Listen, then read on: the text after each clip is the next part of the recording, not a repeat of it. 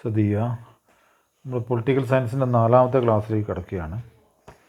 4ാമത്തെ ക്ലാസ്സിലേക്ക് കിടക്കുമ്പോൾ നമ്മൾ 51ാമത്തെ ചോദ്യമാണ് ചെയ്യുന്നത്. 51ാമത്തെ ചോദ്യം, state any 2 legislative powers of the governor of the state. ഗവർണറുടെ 2 നിയമനിർമ്മാണ അധികാരങ്ങൾ ഏതെല്ലാമാണെന്നാണ് ചോദിച്ചിരിക്കുന്നത്. അപ്പോൾ നമുക്കറിയാം, ഓരോ സംസ്ഥാനത്തും ഗവർണർമാരുണ്ട്. നമ്മുടെ ഗവർണറുടെ പേര് മുഹമ്മദ് ആരിഫ് ഖാൻ എന്നാണ്, കേരള ഗവർണറുടെ പേര്. അപ്പോൾ ഓരോ സംസ്ഥാനത്തും ഗവർണർമാരുണ്ട്. ആ ഗവർണർമാരുടെ നിയമനിർമ്മാണപരമായ 2 അധികാരങ്ങൾ ഏതൊക്കെയെന്നാണ് ചോദിച്ചിട്ടുള്ളത്. സംസ്ഥാന ഗവർണറുടെ നിയമനിർമ്മാണപരമായ 2 അധികാരങ്ങൾ എഴുതുക. നിയമസഭകൾ പാസ്സാക്കുന്ന നിയമബില്ലുകളിൽ പഠനം നടത്തി ഒപ്പിട്ട് നിയമമാക്കാനുള്ള അധികാരം ഗവർണറിൽ നിക്ഷിപ്തമാണ്. നമ്മൾ പറഞ്ഞ നിയമങ്ങളെല്ലാം ബില്ലുകളായിട്ട് നിയമസഭയിൽ അവതരിപ്പിക്കുകയും ചർച്ചയ്ക്ക് വിധേയമാക്കുകയും 3/2 ഭൂരിപക്ഷത്തോടെ അത് പാസ്സാക്കുകയും ചെയ്യണമെന്ന് നമ്മൾ പഠിച്ചിട്ടുണ്ട്. അങ്ങനെ പാസ്സാക്കുന്ന ബില്ലുകൾ നേരെ നിയമമാവുകയില്ല, അത് ഗവർണറുടെ മുൻപിലേക്ക് പോകുന്നു. ഗവർണർ അതിൽ ഒപ്പുവെക്കുമ്പോൾ മാത്രമാണ് ആ ബില്ല് നിയമമായി മാറുന്നത്. അപ്പോൾ നിയമസഭകൾ പാസ്സാക്കുന്ന നിയമബില്ലുകളിൽ പഠനം നടത്തി ഒപ്പിട്ട് നിയമമാക്കാനുള്ള അധികാരം ഗവർണറിൽ നിക്ഷിപ്തമാണ്. അപ്പോൾ 1ാമത്തെ പോയിൻ്റ് ഇതാണ്. 2, നിയമസഭകൾ പാസ്സാക്കുന്ന നിയമബില്ലുകൾ തിരിച്ചയക്കാനുള്ള അധികാരം ഗവർണറിൽ നിക്ഷിപ്തമാണ്. എന്ന് പറഞ്ഞാൽ അത് ജനോപകാരപ്രദമല്ല അല്ലെങ്കിൽ ജനദ്രോഹപരമാണ് എന്ന് തോന്നിയാൽ ഗവർണർക്ക് അത് തിരിച്ചയക്കാൻ കഴിയും. പിന്നെ പറയുന്നത്, നിയമസഭ സമ്മേളിക്കാത്ത സമയത്ത് പാസ്സാക്കുന്ന ഓർഡിനൻസുകൾക്ക് അംഗീകാരം നൽകുന്നത് ഗവർണറാണ്. ഓർഡിനൻസുകൾ എന്താണ് നമ്മൾ പറഞ്ഞു. നിയമസഭ സമ്മേളിക്കുന്നത് സാധാരണ 6 മാസത്തിൽ എങ്കിലും സമ്മേളിക്കണമെന്നാണ് നിബന്ധന.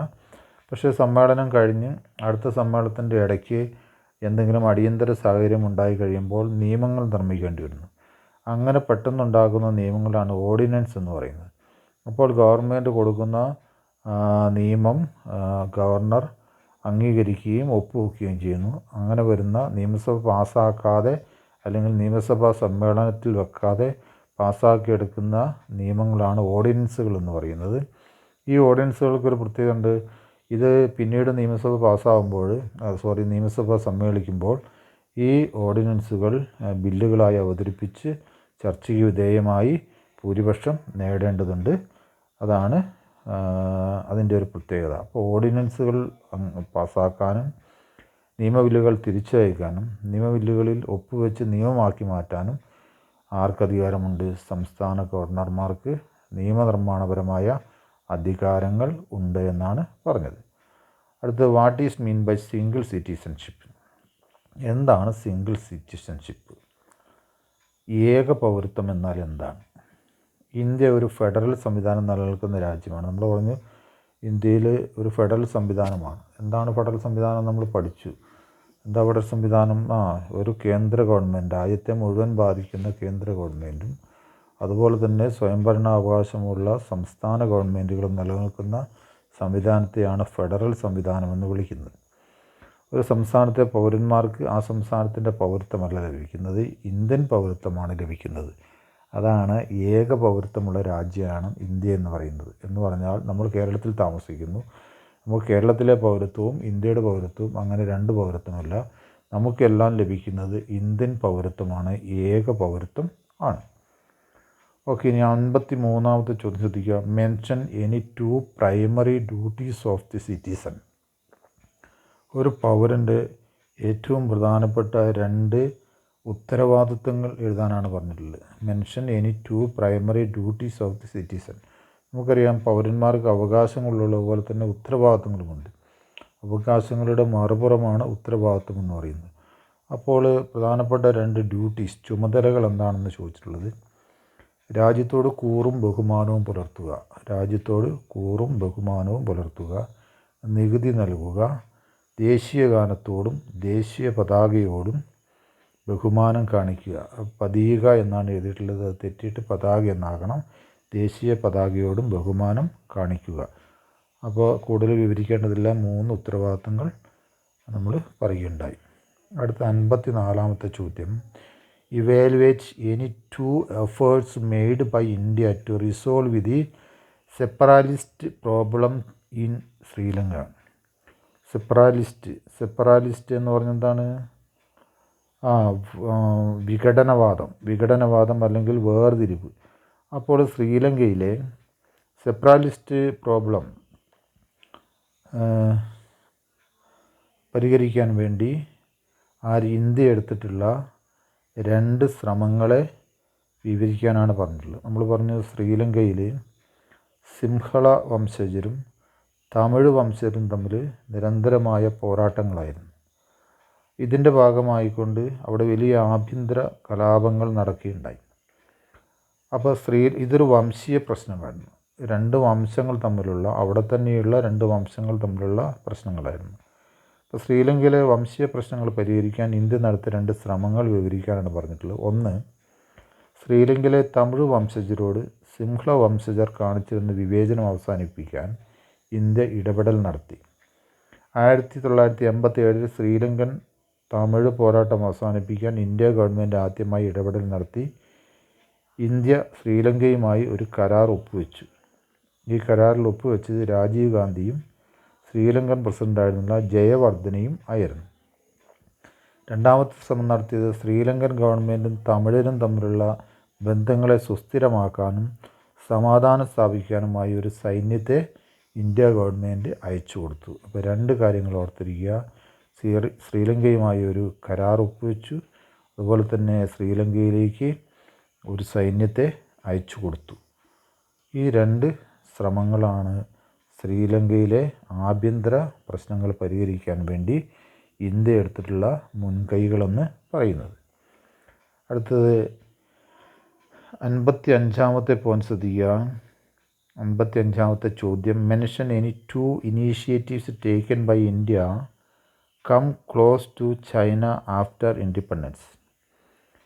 സ്വാതന്ത്ര്യലബ്ധിക്ക് ശേഷം ചൈനയുമായി നല്ല ബന്ധം സ്ഥാപിക്കാൻ വേണ്ടി, അല്ലെങ്കിൽ ചൈനയുമായി അടുത്ത ബന്ധമുണ്ടാക്കാൻ വേണ്ടി ഇന്ത്യ എടുത്തിട്ടുള്ള 2 പ്രധാനപ്പെട്ട നടപടിക്രമങ്ങൾ, അല്ലെങ്കിൽ ഇന്ത്യ എടുത്തിട്ടുള്ള 2 പ്രധാനപ്പെട്ട തീരുമാനങ്ങൾ ഏതൊക്കെയാണ് എന്നാണ് ചോദിച്ചിട്ടുള്ളത്. മെൻഷൻ എനി 2 ഇനീഷ്യേറ്റീവ്സ്, മുൻകൈയെടുക്കൽ, taken by India come close to China after independence.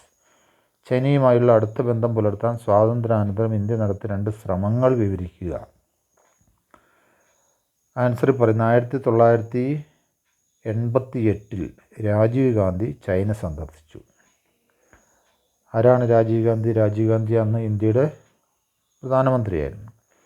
1981 അതിർത്തി പ്രശ്നം പരിഹരിക്കാൻ 2 രാജ്യങ്ങളും ചർച്ചകൾ ആരംഭിച്ചു. 2 കാര്യങ്ങൾ നമ്മൾ പഠിച്ചു. ഇനി പറയുന്ന 1999 മുതൽ ഇന്ത്യയും ചൈനയുമായുള്ള വ്യാപാര ബന്ധങ്ങൾ ശക്തി പ്രാപിച്ചു. അത് ഇന്ത്യയും എന്നാക്കുക. ഇന്ത്യയും ചൈനയുമായുള്ള വ്യാപാര ബന്ധങ്ങൾ ശക്തി പ്രാപിച്ചു. ഇനി ശ്രദ്ധിക്കേണ്ട കാര്യം 56-ാമത്തെ ചോദ്യം ശ്രദ്ധിക്കുക. 56-ാമത്തെ ചോദ്യമാണ്, analyse the rational behind the reservation policy. Analyse the rational behind the reservation policy. സംവരണ നയം നമ്മൾ പഠിച്ചിട്ടുണ്ട്. പല പിന്നോക്ക വർഗങ്ങൾക്കും പിന്നോക്ക വിഭാഗങ്ങൾക്കും എന്ത് കൊടുക്കുന്നുണ്ട്? സംവരണം കൊടുക്കുന്നുണ്ട്. അപ്പോൾ ഈ സംവരണ നയത്തിൻ്റെ യുക്തി, റേഷണൽ എന്ന് പറഞ്ഞാൽ യുക്തി. അപ്പോൾ സംവരണ നയത്തിൻ്റെ പിന്നിലുള്ള യുക്തി എന്താണ് എന്ന് പറയാനാണ് നമ്മളോട് പറഞ്ഞിട്ടുള്ളത്. Assess any 3 main benefits of the reservation being availed by the SC, ST and OBC. സംവരണത്തിൻ്റെ യുക്തി എന്താണ്? പട്ടികജാതി പട്ടികവർഗ്ഗങ്ങൾ ലഭിക്കുന്ന പ്രധാനപ്പെട്ട 3 സംവരണങ്ങൾ എന്തൊക്കെയാണ് എന്നാണ് ചോദിച്ചിട്ടുള്ളത്. Assess any 3 main benefits of the reserving being availed by the SC, ST and OBC. അപ്പോൾ SC ഷെഡ്യൂൾഡ് കാസ്റ്റിനും ഷെഡ്യൂൾഡ് ട്രൈബിനും അതർ ബാക്ക്വേർഡ് കാസ്റ്റിനും ലഭിക്കുന്ന പ്രധാനപ്പെട്ട 3 സംവരണങ്ങൾ ഏതൊക്കെയാണെന്ന് എഴുതാനും, അതുപോലെ തന്നെ സംവരണ നയത്തിൻ്റെ യുക്തി എന്താണ് എന്ന് എഴുതാനുമാണ് നമ്മളോട് ആവശ്യപ്പെട്ടിട്ടുള്ളത്. അപ്പോൾ നമുക്ക് നോക്കാം. ഔപചാരിക സമത്വം സ്ഥാപിക്കുക എന്ന ഉദ്ദേശമാണ് ഇതിന് പിന്നിലുള്ളത്. ഔപചാരികമായിട്ട് സമത്വം സ്ഥാപിക്കുക എന്ന് പറഞ്ഞാൽ നിയമത്തിലൂടെ സ്ഥാപിക്കുന്ന ഔപചാരിക സമത്വം അപ്രാപ്തമാണ് എന്ന ആശയത്തെ അടിസ്ഥാനമാക്കിയാണ് ഈ അനുകൂല നടപടി എടുത്തത്. അപ്പോൾ എല്ലാവർക്കും തുല്യത എന്ന ഭരണഘടനാപരമായ ഒരു നിയമമുണ്ട്. എല്ലാവർക്കും തുല്യത എന്ന ഭരണഘടനാപരമായ നിയമം പ്രാവർത്തികമാവുകയില്ല. കാരണം എന്താണ്? വളരെ പിന്നോക്ക അവസ്ഥയിൽ നിൽക്കുന്ന, സ്കൂളിലൊന്നും പോകാത്ത, അടിസ്ഥാന വിദ്യാഭ്യാസം ലഭിക്കാത്ത അല്ലെങ്കിൽ പഠിക്കാൻ സാഹചര്യങ്ങളില്ലാത്ത വിഭാഗങ്ങൾക്ക് എല്ലാവർക്കും തുല്യനീതി, തുല്യ പരിഗണന എന്ന നിയമം ബാധകമാകില്ല, അവർക്ക് അതിൻ്റെ ഗുണം കിട്ടുകയില്ല എന്ന് കണ്ടതുകൊണ്ടാണ് ഔപചാരിക സമത്വം സ്ഥാപിക്കുക എന്ന ഉദ്ദേശത്തോടു കൂടി എല്ലാവർക്കും നിയമപരമായ സമത്വം ലഭിക്കണമെന്ന ഉദ്ദേശത്തോടു കൂടിയാണ് റിസർവേഷൻ എന്ന നയം ഇന്ത്യ ഗവൺമെൻറ് സ്വീകരിച്ചത്. അപ്പോൾ എന്താ സംഭവിച്ചത്? ഇനി പറയുന്നത് പട്ടികജാതി പട്ടികവർഗങ്ങൾക്കും OBCക്കും ലഭിക്കുന്ന പ്രധാനപ്പെട്ട ആനുകൂല്യങ്ങൾ താഴെ പറയുന്നു. നമ്മളോട് 3 ആനുകൂല്യങ്ങൾ ഇവർക്ക് ലഭിക്കുന്നത് പറയാൻ പറഞ്ഞിട്ടുണ്ട്.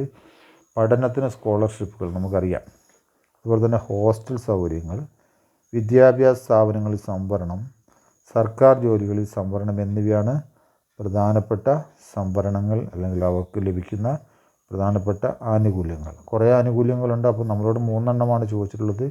അതിൽ 3-4 എണ്ണം നമ്മളിവിടെ പറഞ്ഞിട്ടുണ്ട്. അപ്പോൾ അതൊന്ന് ശ്രദ്ധിച്ച് പഠിക്കുക. എന്താണ് സംവരണത്തിൻ്റെ യുക്തി, അതുപോലെ തന്നെ സംവരണ വിഭാഗത്തിന് ലഭിക്കുന്ന 2-3 എന്താണ് സംവരണങ്ങൾ, ആനുകൂല്യങ്ങൾ ഏതൊക്കെയെന്ന് എഴുതുക. ഇനി 57ാമത്തെ പോയിന്റിലേക്ക് വരിക. Highlight any 5 directive principles of the state policy which promote social welfare of the people. എന്താ നമ്മളോട് പറഞ്ഞത്? ഈ ഹൈലൈറ്റ് എനി 5 എന്നാണ്, അത് ഫൈൻ എന്നാണ്, അത് മാറ്റിയിട്ട് 5 എന്നാക്കണം. അപ്പോൾ നിങ്ങളോട് ചൂണ്ടിക്കാണിക്കാനാണ് പറഞ്ഞത്. എന്ത്? Directive principles of the state policy, രാഷ്ട്രത്തിൻ്റെ നിർദ്ദേശക തത്വങ്ങൾ. Which promotes social welfare of the people, രാജ്യത്തെ ജനങ്ങളുടെ ക്ഷേമത്തിന് വേണ്ടി ഭരണഘടന മുമ്പോട്ട് വെച്ചിട്ടുള്ള 5 നിർദ്ദേശക തത്വങ്ങൾ എഴുതാനാണ് പറഞ്ഞിട്ടുള്ളത്. അപ്പോൾ നമ്മൾ കഴിഞ്ഞ ക്ലാസ്സുകളിൽ പറഞ്ഞാണ് നിർദ്ദേശക തത്വങ്ങളെന്ന് പറഞ്ഞാൽ എന്താണ്. ഭരണഘടനയിൽ പ്രധാനപ്പെട്ട നിയമങ്ങളെല്ലാം പറഞ്ഞിട്ടുണ്ട്. അതോടൊപ്പം തന്നെ നടപ്പാക്കണമെന്ന് നിർദ്ദേശിക്കുന്ന, ഓരോ ഗവൺമെൻറ്റുകളും ഭാവിയിൽ നടപ്പാക്കണമെന്ന് നിർദ്ദേശിക്കുന്ന കുറേ നിർദ്ദേശങ്ങളുണ്ട്. അതിനെയാണ് നിർദ്ദേശക തത്വങ്ങളെന്ന് പറയുന്നത്. ഇനി ശ്രദ്ധിക്കുക,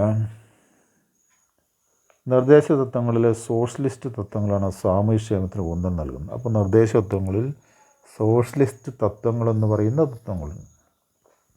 സാമ്പത്തിക തത്വങ്ങൾ, സോഷ്യലിസ്റ്റ് തത്വങ്ങൾ, രാഷ്ട്രീയ തത്വങ്ങൾ, അങ്ങനെയുള്ള ഒരുപാട് തത്വങ്ങൾ നിർദ്ദേശ തത്വങ്ങളിൽ കൊടുത്തിട്ടുണ്ട്.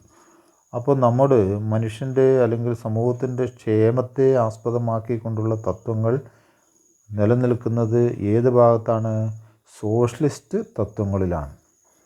ഇനി ഒന്ന് ശ്രദ്ധിക്കുക, പുരുഷന്മാർക്കും സ്ത്രീകൾക്കും ഉപജീവന മാർഗങ്ങൾ ഉറപ്പാക്കണമെന്ന് നിർദ്ദേശിക്കുന്നു. അപ്പോൾ ഉപജീവന മാർഗങ്ങൾ, നിത്യജീവിതം നടത്തിക്കൊണ്ടുപോകാനുള്ള ഭക്ഷണമടക്കമുള്ള കാര്യങ്ങൾ ഉറപ്പാക്കണമെന്ന് നിർദ്ദേശിക്കുന്നു. അതിൻ്റെ ഭാഗമായിട്ട് എന്താണ്? ഭക്ഷണം പണം കൊടുത്ത് വാങ്ങാൻ കഴിയാത്തവർക്ക് സൗജന്യ റേഷനും അതുപോലെയുള്ള കാര്യങ്ങളുമൊക്കെ ഗവൺമെൻറ് നടപ്പാക്കുന്നത്. ഇനി എന്താണ്? വിഭവങ്ങളുടെ ന്യായമായ വിതരണം ഉറപ്പാക്കണമെന്ന് നിർദ്ദേശിക്കുന്നു. അപ്പോൾ രാഷ്ട്രത്തിലെ വിഭവങ്ങളും രാഷ്ട്രത്തിൻ്റെ വരുമാനങ്ങളും എല്ലാവർക്കും തുല്യമായ രൂപത്തിൽ വിതരണം ചെയ്യണമെന്ന് നിർദ്ദേശിക്കുന്നു. 3ാമത് പറയുന്ന പുരുഷന്മാർക്കും സ്ത്രീകൾക്കും ജോലിക്ക് തുല്യ വേതനം നൽകണമെന്ന് നിർദ്ദേശിക്കുന്നു.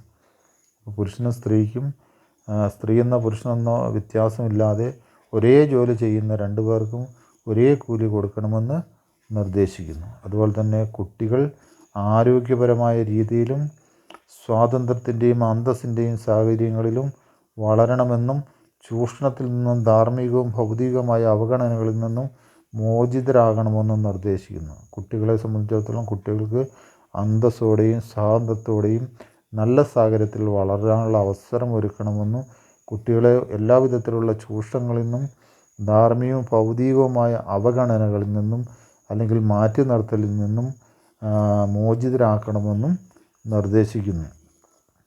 ഇനി 5ാമത്തെ പോയിൻ്റ് പറയുകയാണ്, തൊഴിലാളികളുടെ സാമ്പത്തിക സ്ഥിതിയും അധ്വാനശേഷിയും ചൂഷണം ചെയ്യരുത്. തൊഴിലാളികൾക്ക് മാന്യമായ വേതനം കൊടുക്കണം. തൊഴിലാളികളുടെ സാമ്പത്തിക സ്ഥിതിയും അധ്വാനശേഷിയും ചൂഷണം ചെയ്യരുത്. എന്താ അവരുടെ സാമ്പത്തിക സ്ഥിതി എന്ന് പറഞ്ഞാൽ അവർക്ക് അർഹതപ്പെട്ട സമ്പത്ത് അവർക്ക് ലഭിക്കണമെന്ന് ഉറപ്പ് വരുത്തണം. അതായത് പണിയെടുത്തിട്ട് ആ പണിക്ക് തുല്യമായിട്ടുള്ള എന്ത് കൊടുക്കണം? വേതനം കൊടുക്കണം. അവിടെ അധ്വാനശേഷിയെ ചൂഷണം ചെയ്യാൻ പാടില്ല എന്ന് പറയുന്നു.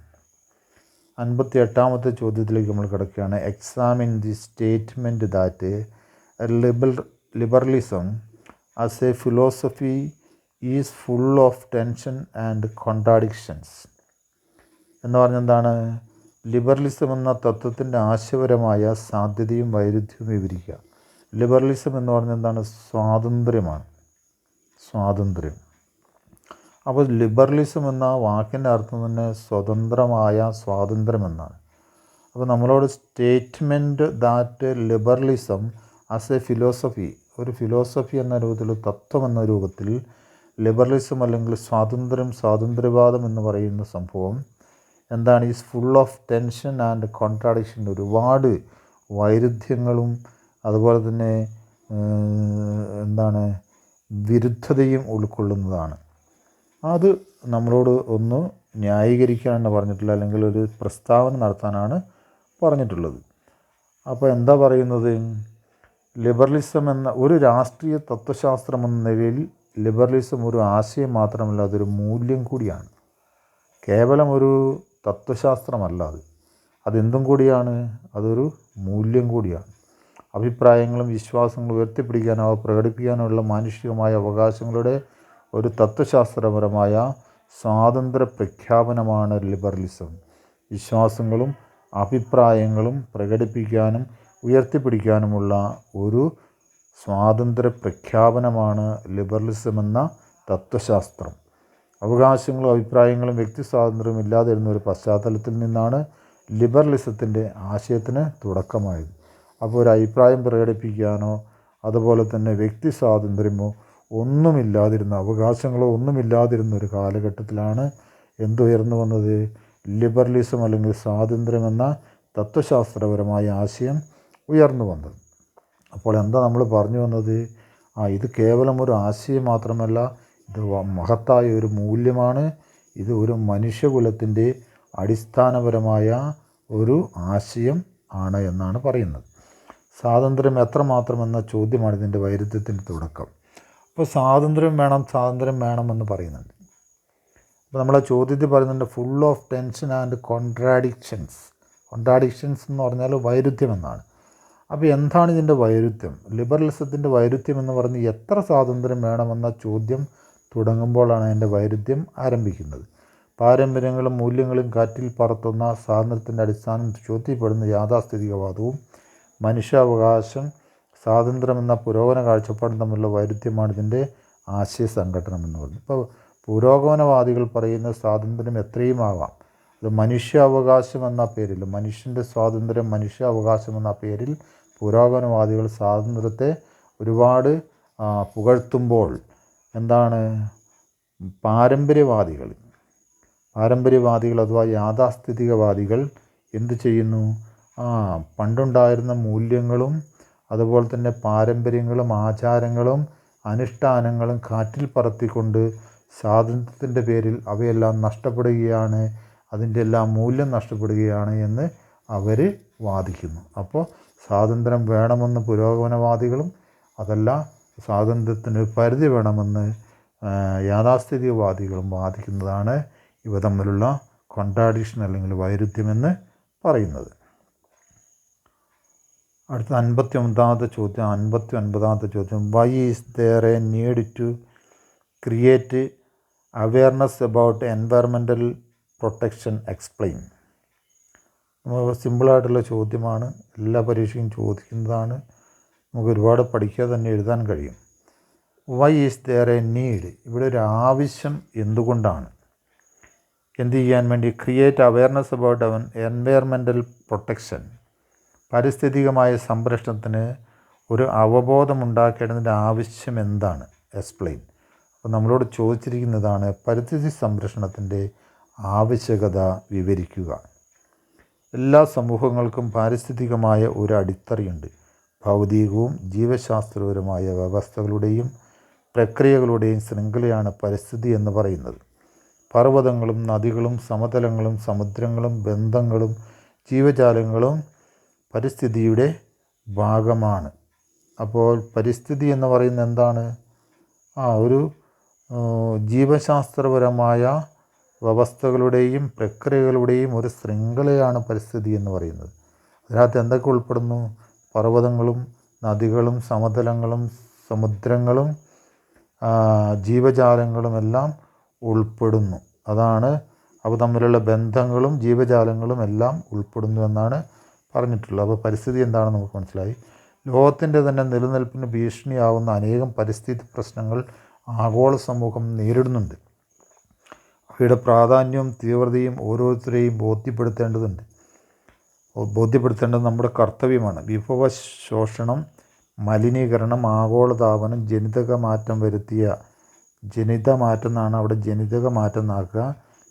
മാറ്റം വരുത്തിയ ജീവാണുക്കൾ, പ്രകൃതിദത്തവും മനുഷ്യനിർമ്മിതമായ പാരിസ്ഥിതിക ദുരന്തങ്ങൾ എന്നിവയാണ് ആഗോളമായി അംഗീകരിക്കപ്പെട്ടുള്ള പ്രധാന പാരിസ്ഥിതിക പ്രശ്നങ്ങൾ. പുതുക്കാനും പുനർനിർമ്മിക്കാനും കഴിയാത്ത പ്രകൃതി വിഭവങ്ങളുടെ ചൂഷണം ജനജീവിതത്തെ താറുമാറാക്കുന്നു. വെള്ളത്തിൻ്റെ ദുരുപയോഗവും ചൂഷണവും മലിനീകരണവും ഏറ്റവും നല്ല ഉദാഹരണമാണ്. വായു മലിനീകരണം, ആഗോളതാപനം തുടങ്ങിയ പാരിസ്ഥിതിക ദുരന്തങ്ങൾ വരുത്തിവെക്കുന്നതിൽ സാധാരണക്കാരന് പോലും പങ്കുണ്ട്. വൃക്ഷങ്ങൾ വെട്ടി നശിപ്പിച്ചും പുകയുയർത്തിയും മനുഷ്യൻ അവന് തന്നെ ഭീഷണിയായി മാറിക്കൊണ്ടിരിക്കുന്നു. അപ്പോൾ എന്തുകൊണ്ടാണ് why is there a need to create awareness about environmental protection? പരിസ്ഥിതി സംരക്ഷണത്തിന് ഒരു ആവശ്യകത, ഒരു അവബോധമുണ്ടാക്കേണ്ട ആവശ്യം എന്താണ് എന്ന ചോദ്യത്തിൻ്റെ ഉത്തരമാണ് പറഞ്ഞിട്ടുള്ളത്. പ്രകൃതി ഇങ്ങനെ പല രൂപത്തിലും മലിനപ്പെട്ടുകൊണ്ടിരിക്കുകയാണ്. അപ്പോൾ നിങ്ങൾ എന്താണ് പരിസ്ഥിതി എന്ന് ആദ്യം എഴുതണം. അതിനുശേഷം എങ്ങനെയൊക്കെയാണ് അത് മലിനപ്പെടുന്നത്, അതിനാർക്കൊക്കെയാണ് ഉത്തരവാദികൾ, നമുക്ക് ഓരോരുത്തർക്കും അതിൽ നിന്ന് മാറി നിൽക്കാൻ കടമയുണ്ട് എന്ന് നമ്മൾ എഴുതി സ്ഥാപിക്കണം. Explain any 5 points of distinction between state and government. വളരെ പ്രധാനപ്പെട്ട ചോദ്യമാണ് സ്റ്റേറ്റും ഗവൺമെൻറ്റും തമ്മിലുള്ള വ്യത്യാസം. ഇതിൻ്റെ ഒരു ചോദ്യം നമ്മൾ നേരത്തെ ചെയ്താണ്. അവിടെ നമുക്ക് 3 പോയിൻ്റാണ് വ്യത്യാസങ്ങളാണ് ചോദിച്ചിരുന്നത്. എന്നാൽ ഇതിനുള്ളിൽ മുഴുവൻ പോയിൻ്റുകളും നമ്മൾ എഴുതേണ്ടതുണ്ട്. ചോദ്യം ഇതാണ്: രാഷ്ട്രവും ഗവൺമെൻറ്റും തമ്മിലുള്ള 5 വ്യത്യാസങ്ങൾ എഴുതുക. രാഷ്ട്രവും ഗവൺമെൻറ്റും തമ്മിലുള്ള 5 വ്യത്യാസങ്ങൾ എഴുതുക. ശ്രദ്ധിക്കുക, രാഷ്ട്രം സ്ഥിരമാണ്. ഇപ്പോൾ ഒരു രാജ്യം ഉണ്ടായിക്കഴിഞ്ഞാൽ അത് സ്ഥിരമാണ്, അത് മാറി വരുന്നില്ല. എന്നാൽ ഗവൺമെൻറ് എന്ന് പറയുന്നത് 5 വർഷം മാറുന്നതാണ്, അപ്പോൾ മാറി വരുന്നതാണ്. അതുപോലെ തന്നെ രാഷ്ട്രം മൂർത്തമാണ്. മൂർത്തം എന്ന് പറഞ്ഞാൽ എന്താണ്? കാണാൻ കഴിയുന്ന ഒന്നാണ്, നമുക്ക് കണ്ട് ബോധ്യപ്പെടാൻ കഴിയുന്ന അതിർത്തികളും എല്ലാമുള്ള ഒരു ഭൂപ്രദേശമാണ്. അതുകൊണ്ട് തന്നെ അത് മൂർത്തമാണ്, സാങ്കല്പികമല്ല. അതുപോലെ തന്നെ ഗവൺമെൻറ് എന്ന് പറയുന്നത് രാഷ്ട്രീയ നിർമ്മിതമാണ്. രാഷ്ട്രീയമായിട്ടുള്ള ക്രോഡീകരണത്തിൻ്റെ ഭാഗമായി, രാഷ്ട്രീയമായ സങ്കല്പത്തിൻ്റെ ഭാഗമായി, രാഷ്ട്രീയ വ്യവസ്ഥകളുടെ ഭാഗമായി, ഭരണഘടനയുടെ ഭാഗമായി ഉണ്ടാകുന്ന ഒന്നാണ് എന്തെന്ന് പറയുന്നത്? ഗവൺമെൻറ് എന്ന് പറയുന്നത്. അപ്പോൾ രാഷ്ട്രീയ നിർമ്മിതമാണ് ഗവൺമെൻറ്. മൂന്നാമത്തെ പോയിൻ്റ് പറയുന്നത് പാരിസ്ഥിതികമാണ്. രാഷ്ട്രമെന്ന് പറയുമ്പോൾ പരിസ്ഥിതി ഉൾപ്പെടെയാണ് രാഷ്ട്രം വരുന്നത്. അതിനുള്ളിലെ വനങ്ങൾ, കാടുകൾ, പുഴ, നദി, വന്യജീവികൾ, മത്സ്യം, അതുപോലെ തന്നെ അതിൻ്റെ പ്രകൃതിയുടെ എല്ലാ ഗുണങ്ങളോടും കൂടിയാണ് ഒരു രാഷ്ട്രത്തെ രാഷ്ട്രമായി കാണുന്നത്. എന്നാൽ ഗവൺമെൻറ് എന്ന് പറയുന്നത് കേവലം ഒരു അധികാര കേന്ദ്രം മാത്രമാണ് ഗവൺമെൻറ്. അതുപോലെ തന്നെ രാഷ്ട്രത്തിന് അതിർത്തികളുണ്ട്. നമ്മൾ പറഞ്ഞു രാഷ്ട്രത്തിൻ്റെ ഒരു ഘടകമെന്ന് പറയുന്നത് തന്നെ അതിർത്തിയാണ്. അതെന്താണ്? ഒരു ടെറിട്ടറി ഉണ്ടാവും. ടെറിട്ടറി അഥവാ ഭൂപ്രദേശം നിശ്ചിത അതിർത്തികളോട് ചേർന്ന കൂടിയ ഒരു ഭൂപ്രദേശം ഉണ്ടാവും രാഷ്ട്രത്തിന്. അതിന് അതിർത്തികളുണ്ട്. എന്നാൽ രാഷ്ട്രത്തിൻ്റെ ഗവൺമെൻറ് എന്താണ്? രാഷ്ട്രത്തിൻ്റെ പ്രധാന ഘടകമാണ്. അതാണ് പറയുന്നത്.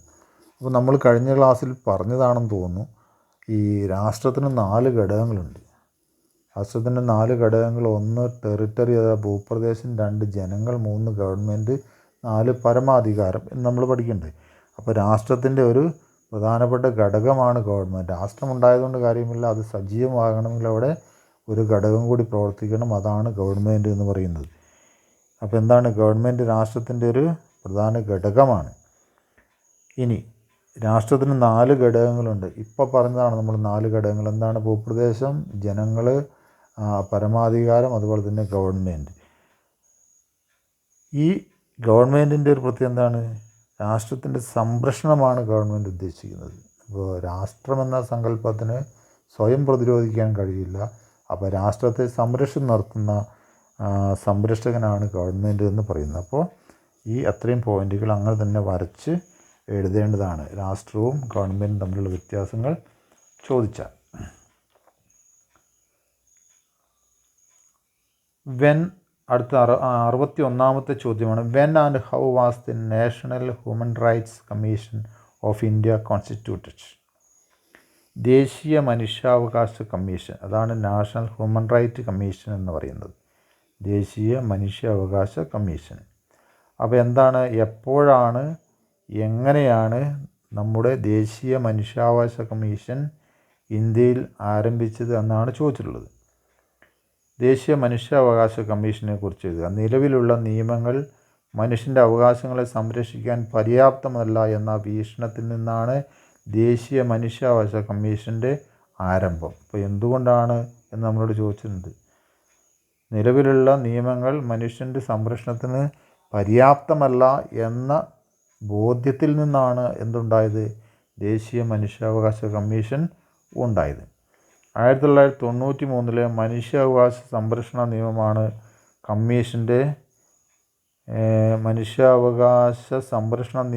കമ്മീഷൻ്റെ നിയമത്തിന് കാരണമായത്. 1993 മനുഷ്യാവകാശ സംരക്ഷണ നിയമം. 1993 ഇന്ത്യ ഗവൺമെൻറ് ഇറക്കിയ മനുഷ്യാവകാശ സംരക്ഷണ നിയമമാണ് എന്തിന്? കമ്മീഷനെ നിയമിക്കുവാൻ കാരണമായത്. കമ്മീഷൻ്റെ നിയമനത്തിന് എന്നാണ്, അത് തിരുത്തിയിട്ട് നിയമനത്തിന് എന്നാകണം. നിയമത്തിന് എന്നാണ് അവിടെ കൊടുത്തിട്ടുള്ളത്. നിയമനത്തിന് എന്ന് ആക്കുക. അപ്പോൾ എന്താണ്? 1993 മനുഷ്യാവകാശ സംരക്ഷണ നിയമമാണ് കമ്മീഷൻ്റെ നിയമനത്തിന് കാരണമായത്. ഈ നിയമം ദേശീയ മനുഷ്യാവകാശ കമ്മീഷൻ, സംസ്ഥാന മനുഷ്യാവകാശ കമ്മീഷൻ, മനുഷ്യാവകാശ കോടതികൾ എന്നിങ്ങനെ 3 സ്ഥാപനങ്ങൾക്ക് തുടക്കം കുറിച്ചു. ഏത് നിയമം? 1993 മനുഷ്യാവകാശ സംരക്ഷണ നിയമം 3 സ്ഥാപനങ്ങൾക്കാണ് തുടക്കം കുറിച്ചത്. ഒന്ന് ദേശീയ മനുഷ്യാവകാശ കമ്മീഷൻ, അതുപോലെ തന്നെ സംസ്ഥാന മനുഷ്യാവകാശ കമ്മീഷൻ, അതുപോലെ തന്നെ ദേശീയ മനുഷ്യാവകാശ കമ്മീഷൻ, സംസ്ഥാന മനുഷ്യാവകാശ കമ്മീഷൻ, മനുഷ്യാവകാശ കോടതികൾ എന്നിങ്ങനെ 3 സ്ഥാപനങ്ങൾക്ക് തുടക്കം കുറിച്ചു. അപ്പോൾ മനുഷ്യാവകാശങ്ങൾ ലംഘിക്കപ്പെട്ടാൽ ചോദ്യം ചെയ്യുവാനുള്ള കോടതികൾ പോലും നിയമം മൂലം ഉണ്ടായി. 1993 മനുഷ്യാവകാശ സംരക്ഷണ നിയമം മൂലം ഉണ്ടായി എന്നാണ് പറഞ്ഞത്. ഇനി സ്വതന്ത്രമായും ഗവൺമെൻറ് പ്രത്യേക നിയമനിർമ്മാണത്തിലൂടെ സൃഷ്ടിച്ചതുമായ ഈ സ്ഥാപനങ്ങൾ മനുഷ്യാവകാശ സംരക്ഷണത്തിൻ്റെ അടിസ്ഥാന ശിലകളാണ്.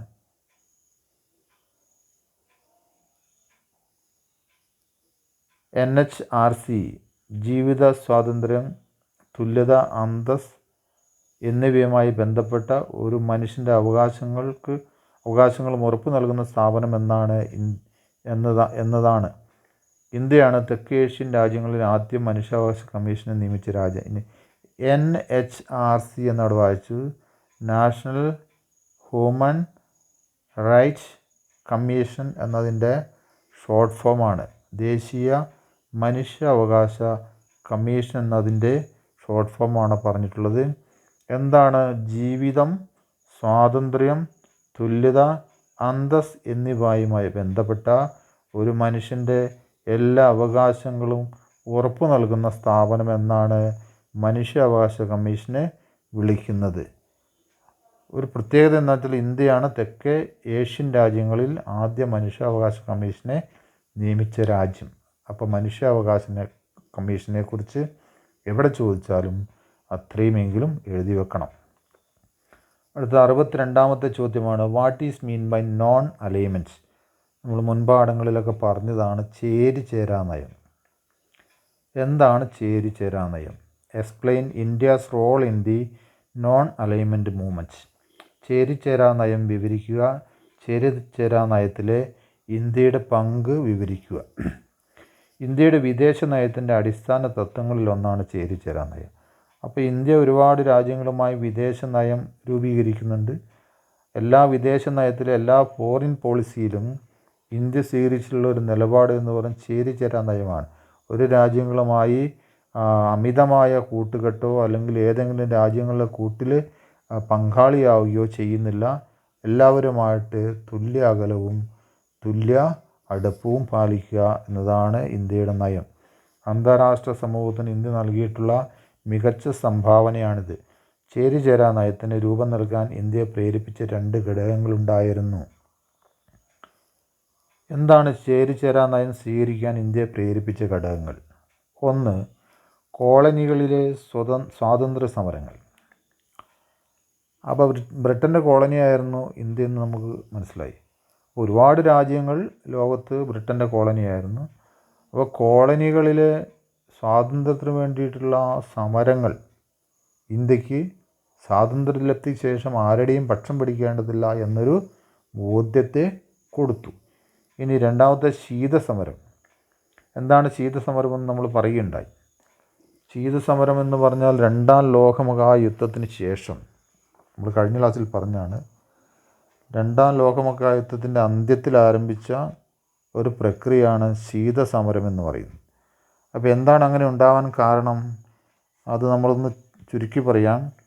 സോവിയറ്റ് യൂണിയൻ്റെയും അമേരിക്കയുടെയും നേതൃത്വത്തിൽ ലോകം ഈ 2ാം ലോകമഹായുദ്ധത്തിന് ശേഷം താമസിയാതെ 2 ശാക്തിക ചേരികളായി തിരിഞ്ഞു. അപ്പോൾ നമ്മൾ പറയുകയുണ്ടായി 2ാം ലോകമഹായുദ്ധം എങ്ങനെ അവസാനിച്ചു? 1945 US, Soviet union, Britain, France എന്നീ രാജ്യങ്ങളുടെ നേതൃത്വത്തിലുള്ള സഖ്യശക്തികൾ ജർമ്മനി, ഇറ്റലി, ജപ്പാൻ തുടങ്ങിയ നേതൃത്വത്തിലുള്ള അച്ചുതണ്ട് ശക്തികളെ പരാജയപ്പെടുത്തി 1945 ഓഗസ്റ്റിൽ ജപ്പാനിലെ നഗരമായ ഹിരോഷിമയിലും നാഗസാക്കിയിലും അമേരിക്ക ബോംബ് പ്രയോഗിക്കുകയുണ്ടായി. അങ്ങനെയാണ് 2ാം ലോകമഹായുദ്ധം അവസാനിച്ചത്. വിസ്ഫോടന ഫലമായി 2 നഗരങ്ങളും കത്തിച്ചാമ്പലായി. ഇതോടെ ജപ്പാൻ കീഴടങ്ങുകയും 2ാം ലോകമഹായുദ്ധം അവസാനിക്കുകയും ചെയ്തു. എന്നാൽ ഇവിടെ പ്രശ്നം എന്താ വെച്ചാൽ സോവിയറ്റ് യൂണിയൻ അമേരിക്കയും ഒക്കെ സഖ്യകക്ഷികളെന്ന് പറയുന്ന കക്ഷികളിലായിരുന്നു. അവിടെ ആരൊക്കെ ഉണ്ടായിരുന്നു? അമേരിക്ക ഉണ്ടായിരുന്നു, സോവിയറ്റ് യൂണിയൻ, ബ്രിട്ടൻ, ഫ്രാൻസ് ഒക്കെ ഉണ്ടായിരുന്നു. അപ്പോൾ ഈ യുദ്ധം കഴിഞ്ഞതോടുകൂടി സോവിയറ്റ് യൂണിയനും അമേരിക്കയും തമ്മിൽ യുദ്ധകാലത്ത് നിലനിന്നിരുന്ന സഖ്യവും സൗഹാർദ്ദവും യുദ്ധാനന്തരം അവസാനിക്കുകയും ഇരു രാജ്യങ്ങളും ബദ്ധശത്രുക്കളായി തീരുകയും ചെയ്തു. അങ്ങനെ എന്ത് സംഭവിച്ചു? സോവിയറ്റ് യൂണിയൻ്റെയും അമേരിക്കയുടെയും നേതൃത്വത്തിൽ അങ്ങനെ പ്രധാനപ്പെട്ട 2 ശക്തികളായ സോവിയറ്റ് യൂണിയൻ്റെയും അമേരിക്കയുടെയും നേതൃത്വത്തിൽ ലോകം 2 ചേരികളായി തിരിഞ്ഞു. കുറേ രാജ്യങ്ങൾ അമേരിക്കയുടെ കൂടെയും കുറേ രാജ്യങ്ങൾ സോവിയറ്റ് യൂണിയൻ്റെ കൂടെയും തിരിഞ്ഞു. കമ്മ്യൂണിസ്റ്റ് ചേരിയും മുതലാളിത്ത ചേരിയും അങ്ങനെ 2 ചേരികളായിരുന്നു. ആരാണ് മുതലാളിത്ത ചേരി? അമേരിക്കയും അമേരിക്കയുടെ കൂടിയ രാജ്യങ്ങളും മുതലാളിത്ത ചേരി എന്നും, കമ്മ്യൂണിസ്റ്റ് ചേരി സോവിയറ്റ് യൂണിയനും സോവിയറ്റ് യൂണിയൻ്റെ പക്ഷം ചേർന്നിട്ടുള്ള രാജ്യങ്ങളും കമ്മ്യൂണിസ്റ്റ് ചേരി എന്നും വിളിക്കപ്പെട്ടു. ലോകരാജ്യങ്ങളിലേറെയും ഒരു ചേരിയിലില്ലെങ്കിൽ മറ്റേതിൽ അണിചേർന്ന് എല്ലാ രാജ്യങ്ങളും ഒന്നല്ലെങ്കിൽ മറ്റൊരു ചേരിയിൽ അണിചേർന്ന് പരസ്പരം ശത്രുത വെച്ച് പുലർത്തിയിരുന്ന ഈ 2 ചേരികളും തമ്മിലുണ്ടായ മത്സരവും സംഘർഷങ്ങളും പോരാട്ടങ്ങളുമാണ് പൊതുവെ ശീതസമരമെന്ന് പറയുന്നത്. അപ്പോൾ എന്താണ് ശീതസമരമെന്ന് നിങ്ങൾക്ക് മനസ്സിലായി. അപ്പോൾ ഈ ശീതസമരത്തിൻ്റെ പശ്ചാത്തലത്തിലാണ് ഇന്ത്യ എന്ത് സംഭവിച്ചത്? ഇന്ത്യയുടെ ആദ്യത്തെ പ്രധാനമന്ത്രിയായിരുന്ന ജവഹർലാൽ നെഹ്റുവാണ് ചേരിചേരാ നയത്തിൻ്റെ ശില്പി. അപ്പോൾ ചേരിചേരാ നയം സ്വീകരിക്കാൻ ഇന്ത്യയെ പ്രേരിപ്പിച്ച 2 ഘടകങ്ങൾ: ഒന്ന് സ്വാതന്ത്ര്യ സമരങ്ങൾ, 2 ലോകത്തുണ്ടായ ശീത സമരം. രണ്ടാം ലോക മഹായുദ്ധത്തിന് ശേഷം ലോകം US-ൻ്റെയും സോവിയറ്റ് യൂണിയൻ്റെയും നേതൃത്വത്തിൽ 2 ശാക്തിക ചേരികളായി തിരിയുകയും അവർ തമ്മിൽ ശീതസമരം ആരംഭിക്കുകയും ചെയ്തു. ഈ സാഹചര്യത്തിൽ 2 ചേരികളിൽ നിന്നും മാറി നിൽക്കുവാൻ ഇന്ത്യ തീരുമാനിച്ചു. അപ്പോൾ സോവിയറ്റ് യൂണിയൻ എന്ന് പറയുന്നത് കമ്മ്യൂണിസ്റ്റ് രാജ്യമായിരുന്നു. അമേരിക്ക എന്ന് പറയുന്നത് മുതലാളിത്ത രാജ്യവുമായിരുന്നു. അപ്പോൾ എന്താണ് ഈ സോവിയറ്റ് യൂണിയൻ? ആദ്യത്തെ റഷ്യയാണ് സോവിയറ്റ് യൂണിയനായി മാറിയത്. പിന്നീട് അവിടുത്തെ കമ്മ്യൂണിസ്റ്റ് ഭരണത്തിനെല്ലാം അന്ത്യം കുറിച്ചുകൊണ്ട് വീണ്ടും റഷ്യ എന്ന പേരിൽ വീണ്ടും ആ രാജ്യം അറിയപ്പെട്ടു. 1961 ബെൽഗ്രേഡ് സമ്മേളനത്തിൽ വെച്ചാണ് ചേരിചേരാ പ്രസ്ഥാനം ഔദ്യോഗികമായി രൂപം കൊണ്ടത്. 1955 ഏപ്രിൽ കൂടിയ ബംഗൂങ് സമ്മേളനത്തിലാണ് ചേരിചേരാ പ്രസ്ഥാനത്തിന് അടിത്തറയിട്ടത്. 1956 റിയോണിൽ ചേർന്ന ചേരിചേരാ രാജ്യങ്ങളുടെ സമ്മേളനം പ്രസ്ഥാനത്തിൻ്റെ രൂപരേഖ തയ്യാറാക്കി. ചേരിചേരാ പ്രസ്ഥാനം ലോകത്തിനു മുമ്പിൽ അവതരിപ്പിക്കാൻ ഇന്ത്യ മുൻകൈയെടുക്കുകയുണ്ടായി. നമ്മൾ ആ സമ്മേളനങ്ങളെക്കുറിച്ചൊന്നും കൂടുതൽ പറയണമെന്നില്ല. നമ്മൾ പറയേണ്ടത് ഇന്ത്യയുടെ വിദേശ നയം എന്ന് പറയുന്നത് ചേരിചേരാ നയമാണ്. ഈ ചേരിചേരാ നയം സ്വീകരിക്കാൻ ഇന്ത്യയെ പ്രേരിപ്പിച്ച 2 ഘടകങ്ങൾ: ഒന്ന് സ്വാതന്ത്ര്യ സമരവും ഒന്ന് ശീതസമരവുമായിരുന്നു എന്ന് നിങ്ങൾ എഴുതണം. അടുത്ത 63ാമത്തെ ചോദ്യമാണ്: why did relations between India and US fail to achieve their full potential during the cold വാർ?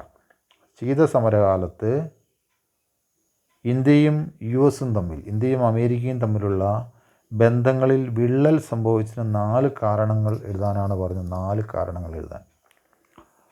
എന്താ ചോദ്യം തുടങ്ങിയ why did relations between India and US fail? എന്തുകൊണ്ടാണ് പരാജയപ്പെട്ടത്? To achieve their full potential, അതിൻ്റെ പൂർണ്ണമായ അർത്ഥത്തിൽ അതിൻ്റെ ശേഷി അല്ലെങ്കിൽ അതിൻ്റെ ഗുണം ലഭിക്കാതെ. ഡ്യൂറിങ് ദി കോൾഡ് വാർ, ശീതസമരകാലത്ത്. അപ്പോൾ എന്തുകൊണ്ടാണിത് പരാജയപ്പെടാൻ കാരണം? പാകിസ്ഥാൻ ശീതസമരകാലത്ത് അമേരിക്കയുടെ നേതൃത്വത്തിലുള്ള സൈനിക സഖ്യങ്ങളിൽ ചേർന്നു. ഇത് US-ഇന്ത്യൻ ബന്ധങ്ങളിൽ അകലം സൃഷ്ടിച്ചു. അപ്പോൾ പാകിസ്ഥാൻ സ്വാഭാവികമായിട്ടും ഇന്ത്യയിൽ നിന്ന് പിരിഞ്ഞുപോയ രാജ്യമാണ്. അതുകൊണ്ട് തന്നെ ഇന്ത്യ വളരെ പേടിക്കേണ്ടിയിരുന്നു. അതുകൂടാതെ പാകിസ്ഥാൻ എവിടെ പോയി? അമേരിക്കയുടെ സഖ്യത്തിൽ ചേരുകയുണ്ടായി. ഇത് ഇന്ത്യയും അമേരിക്കയും തമ്മിലുള്ള വലിയ അകൽച്ചയ്ക്ക് കാരണമായി. ഇന്ത്യ നേതൃത്വം കൊടുത്തിരുന്ന ചേരിചേരാ നയത്തോട് അമേരിക്ക തുടക്കം മുതൽ തന്നെ എതിർപ്പ് പ്രകടിപ്പിച്ചിരുന്നു. ഇതും ബന്ധങ്ങളിൽ വിള്ളൽ സൃഷ്ടിച്ചു. 3ാമത് പറയുന്നത് സോവിയറ്റ് യൂണിയനുമായുള്ള ഇന്ത്യയുടെ കൂട്ടുകെട്ടിനെയും അമേരിക്ക എതിർക്കുകയുണ്ടായി. അപ്പോൾ സ്വാഭാവികമായിട്ടും സോവിയറ്റ് യൂണിയൻ്റെ പക്ഷത്തോട് ഇന്ത്യക്കൊരു ചായ്വുണ്ടായിരുന്നു. ഈ ചായ്വ് അമേരിക്കയെ അസ്വസ്ഥമാക്കി. പിന്നെ എന്താണ് പറയുന്നത്? US നയിക്കുന്ന യുണൈറ്റഡ് സ്റ്റേറ്റ്സ് ഓഫ് അമേരിക്ക നയിക്കുന്ന ശാക്തിക ശക്തിയോട് ആഭിമുഖ്യം പുലർത്തണമെന്ന് ഇന്ത്യയിലെ ചില നേതാക്കന്മാർ വാദിച്ചിരുന്നുവെങ്കിലും നെഹ്റു അതിന് തയ്യാറല്ല. ഇന്ത്യയിലെ ചില നേതാക്കന്മാർ പറഞ്ഞ് അമേരിക്കയുടെ പക്ഷത്തേക്ക് നിൽക്കാം അല്ലെങ്കിൽ നിൽക്കണമെന്ന് വാദിച്ചു. എന്നാൽ അന്നത്തെ പ്രധാനമന്ത്രിയായിരുന്ന നെഹ്റു അതിന് തയ്യാറായില്ല. ഇത് US-ഇന്ത്യ ബന്ധത്തിൽ അകലം സൃഷ്ടിച്ചു. അപ്പോൾ 4 കാര്യങ്ങൾ നിങ്ങൾ ഓർത്തിരിക്കണം. എന്തൊക്കെയാണെന്ന് കൂടുതൽ വിവരിക്കേണ്ടതില്ല, വായിച്ച് നോക്കിയാൽ പെട്ടെന്ന് മനസ്സിലാകുന്ന കാര്യങ്ങളാണ്. അപ്പോൾ നിങ്ങൾ ഓർക്കേണ്ട കാര്യം, ഈ സ്വാതന്ത്ര്യാനന്തര കാലത്ത് ഉണ്ടായിട്ടുള്ള ലോകത്തുണ്ടായ ഒരു പ്രധാനപ്പെട്ട കാര്യം എന്ന് പറഞ്ഞാൽ ലോകം 2 ചേരിയായി നിൽക്കുകയാണ്. സോവിയറ്റ് യൂണിയൻ്റെ നേതൃത്വത്തിൽ കുറേ രാജ്യങ്ങളും അമേരിക്കയുടെ നേതൃത്വത്തിൽ കുറേ രാജ്യങ്ങളും. ഇവർ തമ്മിൽ കടുത്ത മത്സരം നടക്കുകയാണ്. യുദ്ധമൊന്നും നടക്കുന്നില്ല. ഇതിനെയാണ് ശീതസമരം എന്ന് പറയുന്നത്. അപ്പോൾ ഈ രണ്ടിലും പെടാതെ നിൽക്കുന്ന ഇന്ത്യയുടെ അവസ്ഥയാണ് ഇപ്പോൾ പറഞ്ഞത്. ഓക്കെ, 63ാമത്തെ ചോദ്യം ശ്രദ്ധിക്കുക. Highlight the privilege the president of India enjoys. എന്തൊക്കെ അധികാരങ്ങളാണ് ഇന്ത്യൻ പ്രസിഡൻറ്റിനുള്ളത്? What is the alternative when the office of the president falls vacant? Indian president പ്രത്യേക അധികാരങ്ങൾ എന്തെല്ലാം, പ്രസിഡൻ്റ് അഭാവത്തിൽ ആരാണ് കാര്യങ്ങൾ കൈകാര്യം ചെയ്യുന്നത് എന്നാണ് ചോദിച്ചിട്ടുള്ളത്. കേന്ദ്ര എക്സിക്യൂട്ടീവിൻ്റെ തലവനാണ് പ്രസിഡൻറ്റ് എന്ന് പറഞ്ഞാൽ കേന്ദ്ര ഗവൺമെൻറ്റിൻ്റെ തലവനാണ് പ്രസിഡൻറ്റ്. കേന്ദ്ര എക്സിക്യൂട്ടീവ് അധികാരങ്ങൾ, സൈനിക വിഭാഗങ്ങളുടെ പരമാധികാരം എന്നിവ അദ്ദേഹത്തിൽ നിക്ഷിപ്തമാണ്. എന്നാൽ ഗവൺമെൻറ്റിൻ്റെ ചെയ്തികൾക്ക് പ്രസിഡൻറ്റ് ഉത്തരവാദിയാകേണ്ട കാര്യമില്ല. അപ്പം ഞാൻ ചുരുക്കത്തിൽ പറയാം, പ്രസിഡൻറ്റ് എന്ന് പറയുന്നത് ഇന്ത്യയിലെ സംബന്ധിച്ചിടത്തോളം വലിയൊരു അധികാരമുള്ള ആളല്ല. അദ്ദേഹത്തിന് അധികാരവും പദവിയൊക്കെ കൊടുത്തിട്ടുണ്ട് എന്നുള്ളതല്ലാതെ യഥാർത്ഥത്തിൽ ഭരണം നടത്തുന്നതും തീരുമാനങ്ങൾ എടുക്കുന്നതും എക്സിക്യൂട്ടീവാണ്, അല്ലെങ്കിൽ കേന്ദ്ര ഗവൺമെൻറ്റാണ്. അപ്പോൾ പക്ഷേ ഒപ്പിടുന്നതും അതുപോലെ തന്നെ തീരുമാനങ്ങൾ എടുക്കുന്നതും ആരുടെ പേരിലാണെന്ന് എഴുതി വെക്കുന്നു, പ്രസിഡൻ്റിൻ്റെ പേരിൽ ആയിരിക്കണം. ഇപ്പോൾ സൈനിക തലവൻ പ്രസിഡൻ്റാണ് എന്ന് പറയുന്നു, പക്ഷേ പ്രസിഡൻറ്റിന് തന്നെ സൈന്യത്തെ നിയന്ത്രിക്കാനോ അല്ലെങ്കിൽ യുദ്ധം തുടങ്ങാനോ ഒന്നും കഴിയില്ല. കേന്ദ്ര ഗവൺമെൻറ്റുമായി ആലോചിച്ച് അല്ലെങ്കിൽ കേന്ദ്ര ഗവൺമെൻറ് കൊടുക്കുന്ന നിർദ്ദേശങ്ങൾക്കനുസരിച്ചായി പ്രസിഡൻ്റ് എന്ത് ചെയ്യുന്നു, യുദ്ധങ്ങൾ പ്രഖ്യാപിക്കുകയും അവസാനിപ്പിക്കുകയും ഒക്കെ ചെയ്യുന്നത്. അപ്പോൾ കേവലം ഒരു തലവൻ മാത്രമാണ് യഥാർത്ഥ ഭരണാധികാരി എന്ന് പറയുന്നത്. കേന്ദ്ര ഗവൺമെൻറ് അല്ലെങ്കിൽ പ്രധാനമന്ത്രിമാരും ക്യാബിനറ്റ് മന്ത്രിമാരും ഒക്കെ ആയിരിക്കും. അതുകൊണ്ട് തന്നെയാണ് പറയുന്നത്, ഗവൺമെൻറ് ചെയ്യുന്ന ചെയ്തികളിൽ എന്തെങ്കിലും പോരായ്മകൾ വന്നാൽ പ്രസിഡൻറ്റിന് അതിന്മേൽ ഉത്തരവാദിത്വം ഉണ്ടാവുകയില്ല. ഇനി പ്രസിഡൻറ്റിൻ്റെ വിവേചനാധികാരങ്ങൾ. 1976 42-ാം ഭരണഘടന ഭേദഗതി അനുസരിച്ച് മന്ത്രിസഭയുടെ ഉപദേശമനുസരിച്ചാണ് പ്രസിഡൻറ്റ് പ്രവർത്തിക്കേണ്ടത്. നമ്മൾ പറഞ്ഞു, പ്രസിഡൻറ്റിന് ഏകപക്ഷീയമായി പ്രവർത്തിക്കാൻ കഴിയില്ല. മന്ത്രിസഭയുടെ ഉപദേശമനുസരിച്ചാണ് അദ്ദേഹത്തിന് പ്രവർത്തിക്കാൻ കഴിയുകയുള്ളൂ. പ്രസിഡൻ്റ് അധികാരങ്ങൾ എക്സിക്യൂട്ടീവ്, ലെജിസ്ലേറ്റീവ്, ജുഡീഷ്യൽ, സാമ്പത്തികം, അടിയന്തരം എന്നിങ്ങനെ വിഭജിച്ചിരിക്കുന്നു. അപ്പോൾ നിയമനിർമ്മാണ കാര്യത്തിലും കാര്യനിർവഹണ കാര്യത്തിലും നീതിന്യായ വിഭാഗത്തിലും സാമ്പത്തിക കാര്യങ്ങളിലും അടിയന്തര കാര്യങ്ങളിലും ഒക്കെ പ്രസിഡൻറ്റിന് ചില അധികാരങ്ങൾ കൊടുത്തിട്ടുണ്ട്. വീറ്റോ അധികാരം പ്രസിഡൻറ്റിന് പാർലമെൻറ്റ് പാസ്സാക്കുന്ന ബില്ലുകൾ, ധനകാര്യ ബില്ലുകൾ ഒഴികെ തടഞ്ഞു വെക്കുകയോ അനുമതി നിഷേധിക്കുകയോ ചെയ്യാം. ഇപ്പം നമ്മൾ പറഞ്ഞത് സംസ്ഥാന നിയമസഭയിൽ നിയമമാകാൻ വേണ്ടി ഗവർണറുടെ അടുത്തേക്ക് ബില്ലുകൾ പോകുന്നത് പോലെ ലോകസഭയിൽ ചർച്ചകൾക്ക് വിധേയമായി രാജ്യസഭയിലും ചർച്ചകൾക്ക് വിധേയമായി വോട്ടിട്ട് പാസ്സാക്കുന്ന ഒരു നിയമ ബില്ല് പ്രസിഡൻറ്റ് ഒപ്പിട്ടാൽ മാത്രമേ എന്താവുകയുള്ളൂ, നിയമമായി മാറുകയുള്ളൂ. അപ്പോൾ പ്രസിഡൻറ്റിന് വീറ്റോ അധികാരമുണ്ട്. എന്താണ് വീറ്റോ അധികാരം എന്ന് പറഞ്ഞാൽ, ഇങ്ങനെ ബില്ലുകൾ രാഷ്ട്രപതി ഭവനിലേക്ക് അയക്കുന്ന ബില്ലുകൾ എന്ത് ചെയ്യാനും കഴിയും, അദ്ദേഹത്തിന് തടഞ്ഞു വെക്കുകയോ നിഷേധിക്കുകയോ ഒപ്പിടാതിരിക്കുകയോ ചെയ്യാം. അതായത് അദ്ദേഹത്തിൻ്റെ അധികാരമാണ്. ബില്ലുകൾ ഒപ്പുവെച്ചാൽ മാത്രമേ അതിന് നിയമമാവുകയുള്ളൂ. ഒപ്പുവെക്കാതെ പുനഃപരിശോധിക്കാനായി ബില്ലുകൾ തിരിച്ചയക്കാനും അദ്ദേഹത്തിന് അധികാരമുണ്ട്. തെരഞ്ഞെടുപ്പിന് ശേഷം ഒരു പാർട്ടിയും ഭൂരിപക്ഷമില്ലാതെ വന്നാൽ തൻ്റെ വിവേചനാധികാരം ഉപയോഗിച്ച് പ്രധാനമന്ത്രിയെ നിയമിക്കാം. ഇപ്പോൾ ഒരു പൊതു തെരഞ്ഞെടുപ്പ് കഴിഞ്ഞു, ആർക്കും ഭൂരിപക്ഷമില്ല, ആർക്കും മന്ത്രിസഭ രൂപീകരിക്കാനുള്ള അല്ലെങ്കിൽ ഗവൺമെൻറ് രൂപീകരിക്കാനുള്ള ഭൂരിപക്ഷമില്ല എന്ന് വരിക ഒരു കക്ഷിക്കും. അപ്പോൾ എന്ത് സംഭവിക്കാം, അദ്ദേഹത്തിന് താൽക്കാലികമായിട്ട് അദ്ദേഹത്തിൻ്റെ സ്വന്തം അധികാരം ഉപയോഗിച്ച് കുറേ കാലത്തേക്ക് വേണമെങ്കിൽ ഒരു പ്രധാനമന്ത്രിയെ നിയമിക്കാൻ കഴിയും. നഷ്ടപ്പെടുന്ന മന്ത്രിസഭയെ മാറ്റി പുനഃസ്ഥാപിക്കാൻ പ്രസിഡൻറ്റ് മുൻകൈ എടുക്കുന്നു. പ്രസിഡൻറ്റ് രാഷ്ട്രത്തലവനാണ്. പ്രസിഡൻറ്റ് രാഷ്ട്രത്തിൻ്റെ പ്രതീകമാണ്. മരണം, രാജി, ഇംപീച്ച്മെൻറ്റ് എന്നീ കാരണങ്ങളാൽ പ്രസിഡൻറ്റ് പദവിയിൽ ഒഴിവുണ്ടാകുമ്പോൾ വൈസ് പ്രസിഡൻ്റാണ് പ്രസിഡൻറ്റിൻ്റെ ചുമതല വഹിക്കുന്നത്. അപ്പോൾ നമ്മൾ ചോദ്യത്തിൽ ചോദിച്ചിട്ടുണ്ടായി, പ്രസിഡൻ്റ് അഭാവത്തിൽ ആര് എന്ത് ചെയ്യുമെന്ന്. അപ്പോൾ എന്താണ്, പ്രസിഡൻറ്റ് പദവിയിൽ ഒഴിവുണ്ടാകുമ്പോൾ വൈസ് പ്രസിഡൻ്റാണ് പ്രസിഡൻറ്റിൻ്റെ ചുമതല വഹിക്കുന്നത്. ഏതൊക്കെ കാരണം കൊണ്ടായിരിക്കും ഒഴിവുണ്ടാകും, മരണം കൊണ്ടോ ഇംപീച്ച്മെൻറ്റ് കൊണ്ടോ അദ്ദേഹത്തിന് എന്തുണ്ടാകും, രാജിവെക്കുന്നത് കൊണ്ടോ പ്രസിഡൻറ്റ് സ്ഥാനം ഒഴിയാം. അപ്പോൾ അതിന് പകരം പുതിയ പ്രസിഡൻറ്റ് വരുന്നത് വരെ പ്രസിഡൻറ്റിൻ്റെ ചുമതലകൾ നിർവഹിക്കുന്നത് വൈസ് പ്രസിഡൻറ്റ് ആയിരിക്കും. 6 മാസത്തിനുള്ളിൽ പുതിയ പ്രസിഡൻറ്റിനെ തിരഞ്ഞെടുക്കണം. അപ്പോൾ പ്രസിഡൻറ്റിൻ്റെ അധികാരങ്ങൾ നമ്മൾ പറഞ്ഞു. അദ്ദേഹത്തിന് വീറ്റോ അധികാരമുണ്ട്, അതുപോലെ തന്നെ സാമ്പത്തികമായ അധികാരങ്ങളുണ്ട്, അടിയന്തര അധികാരങ്ങളുണ്ട്, ജുഡീഷ്യൽ അധികാരങ്ങളുണ്ട്, ലെജിസ്ലേറ്റീവ് അധികാരങ്ങളുണ്ട്, എക്സിക്യൂട്ടീവ് അധികാരങ്ങൾ ഉണ്ട്. അതുപോലെ തന്നെ പ്രധാനമായും എന്താണ് ഗവൺമെൻറ്റുകളെ നിയമിക്കുന്നതും അതുപോലെ തന്നെ സത്യപ്രതിജ്ഞ ചെയ്തു കൊടുക്കുന്നതും അതുപോലെ തന്നെ എന്താണ് സുപ്രീം കോടതി ജഡ്ജിമാരെ നിയമിക്കുന്നതും ഒക്കെ പ്രസിഡൻ്റ് ആണ്. ഓക്കെ, അടുത്ത 64ാമത്തെ ചോദ്യത്തിലേക്ക് പോവുകയാണ്.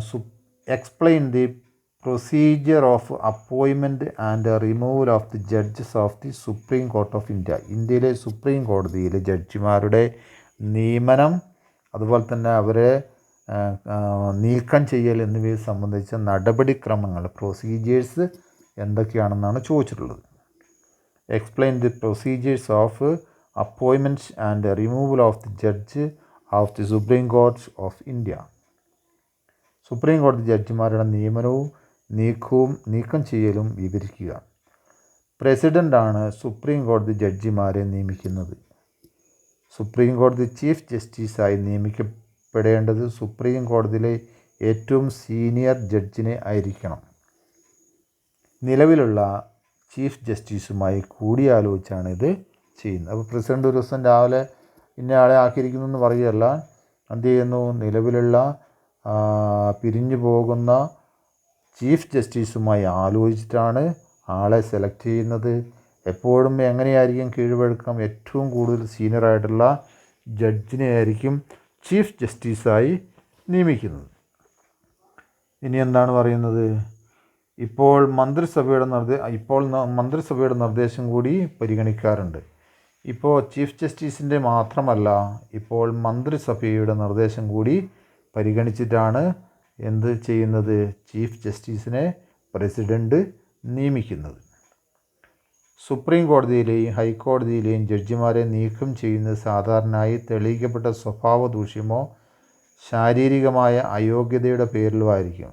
തീരെ സുഖമില്ലാത്ത അവസ്ഥ അല്ലെങ്കിൽ രോഗിയായിരിക്കുന്ന അവസ്ഥയിലോ അല്ലെങ്കിൽ ഏതെങ്കിലും സ്വഭാവ ദൂഷ്യത്തിൻ്റെ പേരിലോ ആണ് സാധാരണയായി സമയം പൂർത്തിയാകുന്നതിന് മുൻപ് അല്ലെങ്കിൽ കാലാവധി പൂർത്തിയാകുന്നതിന് മുമ്പ് ജഡ്ജിമാരെ പ്രസിഡൻ്റ് മാറ്റുന്നത്. പാർലമെൻറ്റിൻ്റെ ഇരുസഭകളിലും കുറ്റമാരോപിച്ച് പ്രമേയം പാസ്സാക്കിയെടുത്ത് വേണം ജഡ്ജിമാരെ നീക്കം ചെയ്യാൻ. പ്രസിഡൻറ്റിന് തന്നെ മാറ്റാൻ കഴിയില്ല. നീക്കപ്പെടേണ്ട ജഡ്ജിയെക്കുറിച്ചും അതിൻ്റെ കാരണത്തെക്കുറിച്ചും പാർലമെൻറ്റിൻ്റെ ഇരുസഭയെന്ന് പറഞ്ഞാൽ രാജ്യസഭയിലും ലോകസഭയിലും കുറ്റമാരോപിച്ച് പ്രമേയം പാസ്സാക്കിയെടുത്ത് വേണം ജഡ്ജിമാരെ. അതിൻ്റെ അടിസ്ഥാനത്തിൽ മാത്രമേ പ്രസിഡൻറ്റിന് ജഡ്ജിമാരെ നീക്കാൻ കഴിയുകയുള്ളൂ. ഇരുസഭകളുടെയും പ്രത്യേക ഭൂരിപക്ഷം ഇതിനാവശ്യമാണ്. ഇത് ദുഷ്കരമായ ഒരു പ്രവൃത്തിയാണ്. പ്രസിഡൻ്റാണ് ഔദ്യോഗികമായി ജഡ്ജിമാരെ നിയമിക്കുന്നതും നീക്കം ചെയ്യുന്നതും.